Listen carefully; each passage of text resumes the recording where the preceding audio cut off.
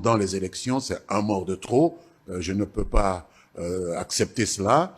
Mais pour le reste, il faut reconnaître quand même les mérites du pouvoir Tshisekedi, qui a pu nous donner un processus électoral civilisé et apaisé. Un processus aussi critiqué par des opposants, mais en même temps par la Senko, je parle d'Abbé, d'Ambongo, je parle aussi de Cholet, et quelques critiques aussi des opposants qui n'étaient pas d'accord, parce que tout au début, ils ont eu à poser pas mal de préalables qui n'ont pas rencontré satisfaction de la part de la CENI. Pour moi, l'opposition est dans une posture tout à fait normale. L'opposition, Israël, elle s'oppose. C'est tout à fait normal. Je ne vois pas, même si Dieu le Père serait descendu du ciel pour nous organiser un processus électoral de la meilleure facture qu'il soit, l'opposition se serait opposée. Je pense que c'est de tradition, c'est tout à fait normal. Par contre, ce qui me préoccupe sérieusement, c'est cette intrusion d'une confession religieuse dans un processus dans lequel elle n'a aucune responsabilité légale, institutionnelle, peut-être morale, comme tout citoyen. Tout citoyen congolais est moralement responsable du bon déroulement des élections, mais il n'y a pas de super citoyens qui doivent s'adjuger le droit de juger le processus, d'organiser les processus, de les déclarer conformes aux lois en lieu et place des institutions que les Congolais se sont données eux-mêmes par les vertus de la démocratie représentative. Et nous avons une administration électorale qui s'appelle la Commission électorale nationale indépendante. On l'aime, on ne l'aime pas, on la critique pas, mais on ne se met pas à sa place. Voilà ce que je peux dire à nos amis de l'Église catholique, à laquelle j'appartiens personnellement. Vous êtes toujours fidèle jusqu'aujourd'hui. Ah oui, fidèle à Dieu. Fidèle à pas Dieu. À pas ceux aux hommes. de ses disciples qui font du manichéisme excessif. Vous pensez qu'il y a usurpation du pouvoir ou l'ingérence dans les affaires d'État? Il y a une intrusion inacceptable dans les affaires temporelles. À Dieu ce qui est à Dieu et à César ce qui est à César. Nous l'avons appris dans les évangiles. Quelle attitude que le gouvernement congolais, la population devrait avoir face à ces gens qui utilisent également cette politique maladroite pour essayer de freiner l'élan de la démocratie? Mais je crois qu'il faut les ignorer. Il faut reconnaître à chacun le droit d'avoir une opinion, parce qu'après tout, ce sont des citoyens. Vous avez parlé du cardinal Ambongo, c'est un citoyen respectable. Vous avez parlé de Monseigneur Cholet, c'est un citoyen très respectable. Il peut avoir une opinion. Nous devons respecter cette opinion, mais ils doivent aussi respecter l'opinion de leurs compatriotes que nous sommes, nous les autres Congolais. Il n'y a pas, à cet égard-là, de préférence par rapport à d'autres.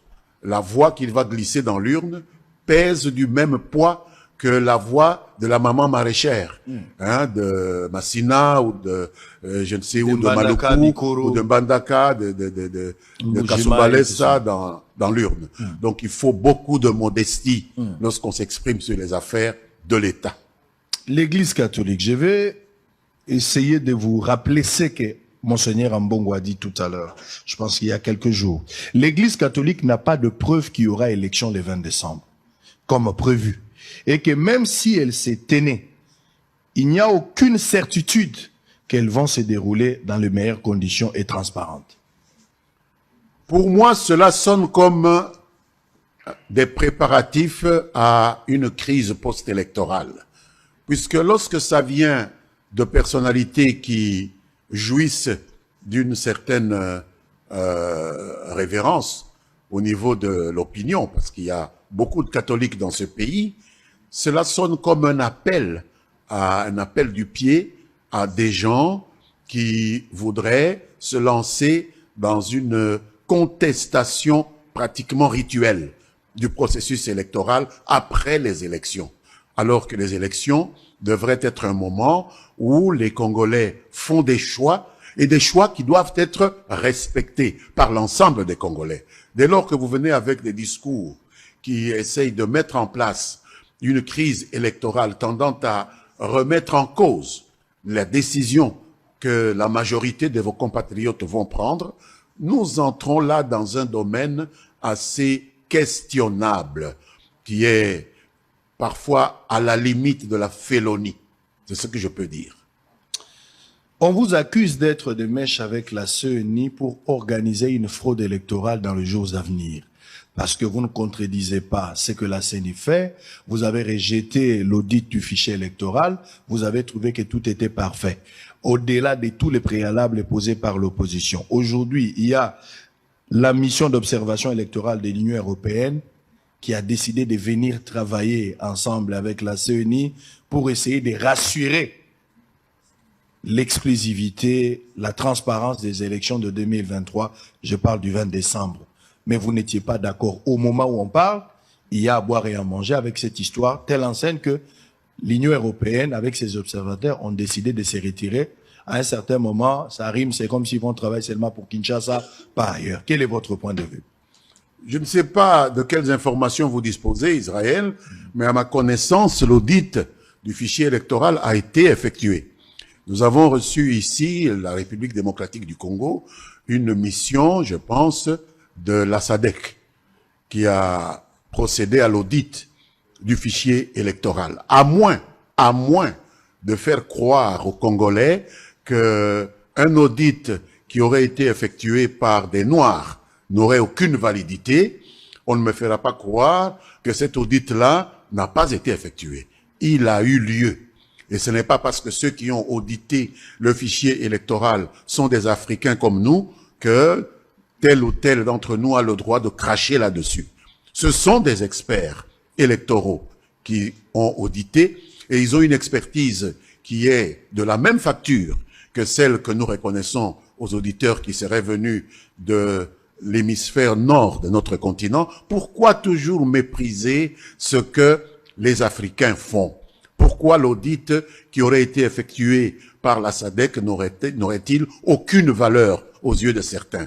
Le fichier électoral a été audité, le fichier a été déclaré conforme à ce que l'on peut considérer comme des standards internationaux généralement admis par ces experts qui ne sont pas moins internationaux que ceux qui viendraient de l'hémisphère nord, à moins de dire que nous sommes des esprits néocolonisés qui ne peuvent accepter des vérités que lorsque elles sont assénées par nos anciens maîtres coloniaux. Ça, vraiment, je me refuse à cet esprit-là. En second lieu, l'Union européenne a été invitée fort aimablement à venir nous accompagner dans l'observation de ce processus électoral.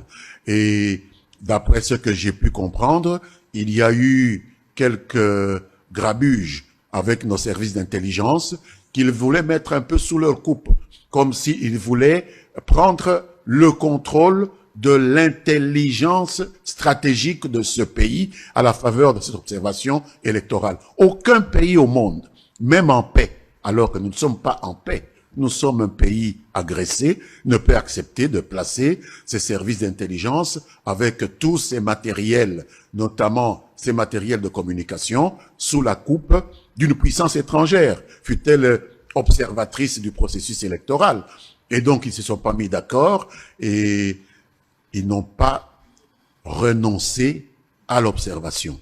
Ils ont simplement considéré qu'avec le temps qui reste, ils ne pourraient pas se déployer sur l'ensemble du territoire national et ils vont travailler sur la ville-province de Kinshasa qui, pour moi, constitue un miroir qui est assez représentatif de ce qui va se passer au niveau de toutes nos 26 provinces. Ça ne représente que 11%. Donc, ça ne fait rien, mais c'est déjà quelque chose. Et même s'ils étaient totalement absents en 2018, ils étaient absents sur les 26 provinces. Maintenant, ils seront présents dans la ville-province de Kinshasa. Considérons que c'est une évolution. Selon vous, ce processus est réellement inclusif?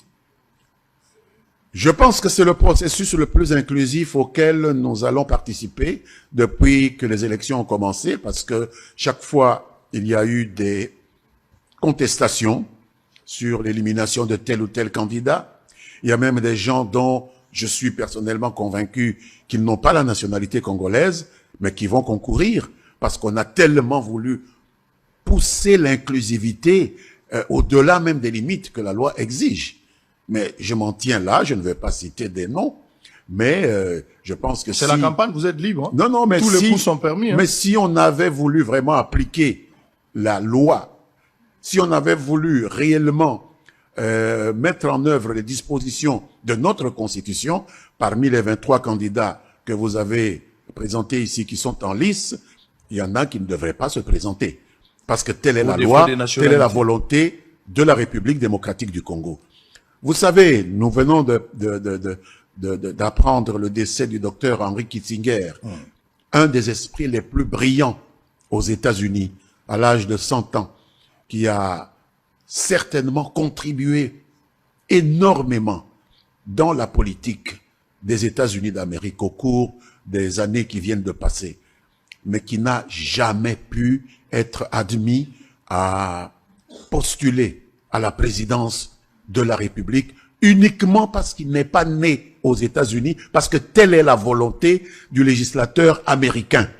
Mais ici, nous sommes étonnés de voir que beaucoup de nos partenaires étrangers font pression et sur le gouvernement, et sur la Commission électorale nationale indépendante, et sur nos juges constitutionnels pour nous faire accepter des personnes que la loi normalement exclut du processus électoral pour des raisons de non-appartenance à la nation congolaise au niveau de l'élection présidentielle seulement. On va y pour revenir. quelles raisons, nous le saurons. On va y revenir lorsque nous allons parler du discours de votre candidat numéro 20 qui faisait allusion aux candidats des étrangers. On va y revenir. Mais parlons